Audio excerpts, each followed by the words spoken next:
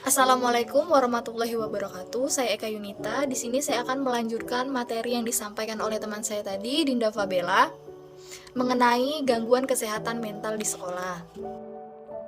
Yang A, mental hygiene di sekolah.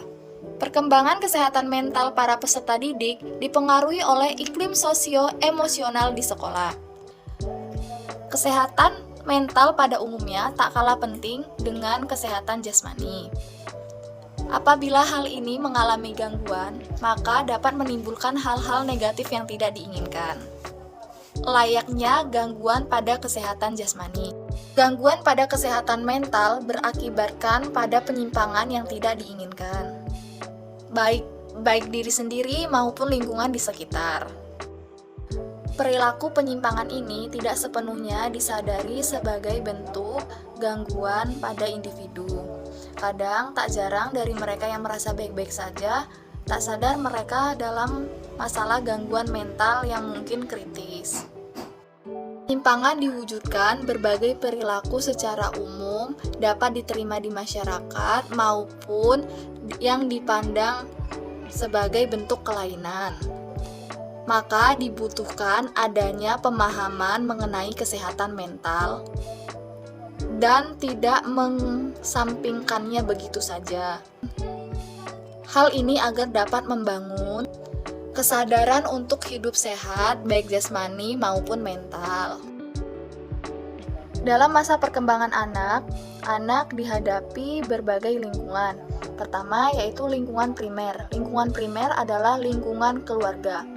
Di lingkungan keluarga ini, anak biasanya berinteraksi dengan orang tua. Di lingkungan keluarga juga, anak biasa cenderung mencontoh perilaku orang tuanya. Orang tua juga merupakan pihak yang bertanggung jawab terhadap arah perkembangan anak. Yang kedua yaitu lingkungan sekunder. Lingkungan sekunder adalah lingkungan sekolah. Di lingkungan sekolah ini, anak tidak hanya dituntut untuk dalam akademiknya saja, tetapi anak dituntut juga dalam bersosialisasi terhadap lingkungan sekitar, terhadap orang tua, orang yang lebih tua, dan terhadap teman sebayanya juga. Lingkungan sekunder juga merupakan langkah awal dalam masa transisi anak. Masalah kesehatan mental di sekolah, Muhammad Surya mengungkapkan bahwa gangguan tersebut meliputi yang pertama, masalah kesulitan belajar. Anak yang mengalami kesulitan belajar biasanya ada pertentangan batin, konflik dengan orang tua, dan merasa rendah diri. Yang kedua, masalah kenakalan remaja. Gejala kenakalan remaja itu berupa tingkah laku seperti sikap yang agresif, mengganggu, pergaulan bebas, perkelahian, membentuk geng, merusak sekolah, dan sebagainya. Yang ketiga yaitu masalah disiplin. Biasanya siswa sering datang terlambat, berbuat semaunya, mencontek, dan sebagainya. Dan yang terakhir, keempat, masalah gangguan mental. Gejala gangguan mental seperti bersikap dingin, murung, selalu cemas, pesimis yang berlebihan, gejala narkotika, acuh, mudah tersinggung, dan sebagainya. Manifestasi dari berbagai gangguan mental dialami siswa. Yang pertama yaitu pengaruh prestasi belajar siswa. Pengaruh ini biasanya ditandai dengan menurunnya daya tangkap materi, ketidakmampuan siswa dalam menyelesaikan tugas, sehingga jatuhnya hasil belajar. Yang kedua yaitu perkembangan psikis. Dalam perkembangan psikis ini ada 3, yaitu masalah kenakalan remaja. Kenakalan remaja ini seperti tingkah laku agresif, pergaulan bebas, tindak asusila, dan sebagainya. Yang kedua yaitu kedisiplinan. Biasanya siswa itu sering mencontek, acuh terhadap tata tertib, tidak rapi dalam berpakaian, mengganggu temannya. Yang ketiga yaitu gangguan mental. Perilaku ini biasanya seperti bersikap dingin, selalu murung, cemas berlebihan, dan sebagainya. B. Bentuk-bentuk gangguan kesehatan mental. Yang pertama yaitu gangguan depresi. Biasanya seorang anak yang mengalami gangguan depresi, dia itu menunjukkan gejala-gejala seperti perasaan sedih yang berkepanjangan, suka menyendiri, sering melamun di kelas atau di rumah, kurang nafsu makan, dan bahkan juga mereka lebih doyan makan, sulit tidur, merasa lelah, letih, kurang tenaga, merasa putus asa, dan yang lainnya. Yang kedua yaitu sindrom ujian nasional. Biasanya menjelang ujian nasional, anak-anak merasa gugup, merasa terbebani dengan adanya ujian nasional. Biasanya anak-anak mengalami kesulitan belajar. Nah, kesulitan belajar itu ada beberapa macam.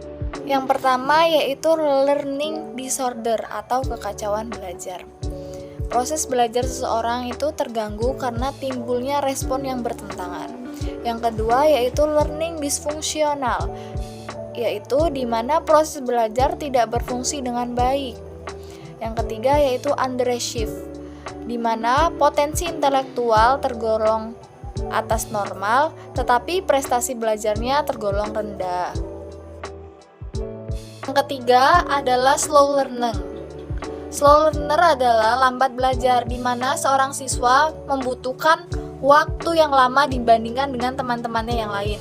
Yang keempat yaitu learning disability atau ketidakmampuan belajar yang mengacu pada siswa itu tidak mampu belajar dan menghindari belajar.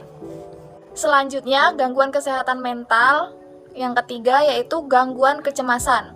4. ADHD, yaitu gangguan pemusatan perhatian. Anak-anak yang terkena ADHD cenderung bergerak secara terus-menerus, tidak berpikir sebelum bertindak.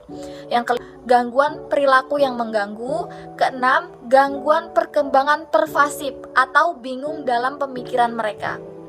Yang ketujuh, gangguan makan. Yang kedelapan, gangguan eliminasi atau mempengaruhi perilaku yang berhubungan dengan penggunaan kamar mandi. Kesembilan, gangguan belajar dan komunikasi. Kesepuluh, gangguan afektif, suasana hati. Kesebelas, gangguan skizofrenia atau persepsi dalam pemikiran terdistori. Maksudnya itu mereka terlalu memikirkan pemikirannya. Yang ke-12 yaitu gangguan tics atau melakukan perbuatan yang berulang-ulang, tiba-tiba, dan spontan. C. Penyebab gangguan mental pada anak. Yang pertama, keturunan atau genetik. Biasanya ini diturunkan oleh gen orang tua.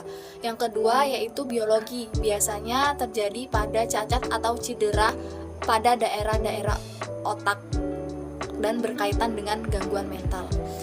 Yang keempat yaitu trauma psikologis. Gangguan mental ini biasanya terpicu pada trauma psikologis seperti penyalahgunaan emosional, fisik, ataupun seksual, kehilangan orang tua, dan penelantaran. Yang keempat yaitu stres lingkungan. Peristiwa stres atau traumatik itu dapat mengganggu pada seseorang dengan kerentaan terhadap gangguan mental. D. Cara mendiagnosa gangguan kesehatan mental pada anak. Gangguan mental pada anak dapat didiagnosa berdasarkan tanda-tanda dan gejala. Perilaku anak menjadi sebuah gejala ketika terjadi sangat sering, bertahan lama, terjadi pada usia yang tidak biasa, atau menyebabkan gangguan yang signifikan terhadap anak dan kehidupan keluarga. Yang kedua, apabila gejala tersebut ditemukan dokter akan mulai melakukan evaluasi riwayat medis yang lengkap dan pemeriksaan fisik. Dokter mungkin menggunakan berbagai tes diagnostik seperti sinar X atau tes darah untuk menyingkirkan penyakit fisik atau efek samping pengobatan sebagai penyebab gejala-gejala. Ketiga, jika tidak ditemukan penyakit fisik, anak dapat dibawa ke psikiater atau ke profesional perawatan kesehatan yang secara khusus dilatih untuk mendiagnosa dan mengobati penyakit mental pada anak dan remaja.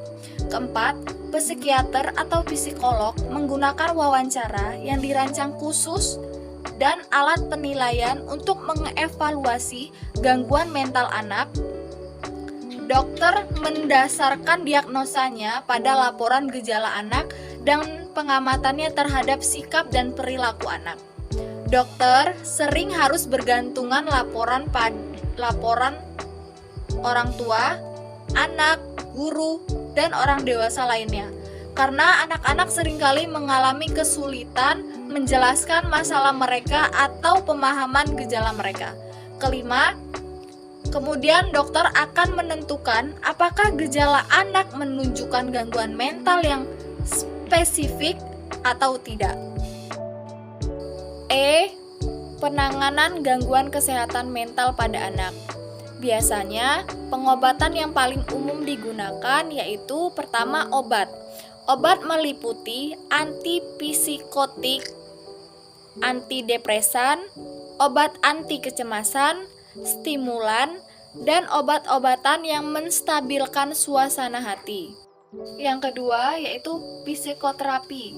Kegiatan yang dilakukan biasanya berupa wawancara melalui strategi khusus untuk memahami dan menangani gejala pasien melalui pikiran dan perilaku. Ketiga yaitu terapi kreatif. Biasanya melakukan terapi seperti terapi seni atau terapi bermain. Biasanya dengan melakukan terapi ini, anak-anak yang mengalami kesulitan mengomunikasikan pikiran dan perasaan mereka bisa membantu mereka. Demikian penyampaian materi dari kami. Apabila terjadi kesalahan, kami mohon maaf. Kepada Allah kami mohon ampun. Wallahul muwaffiq ila aqwamit thoriq. Wassalamualaikum warahmatullahi wabarakatuh.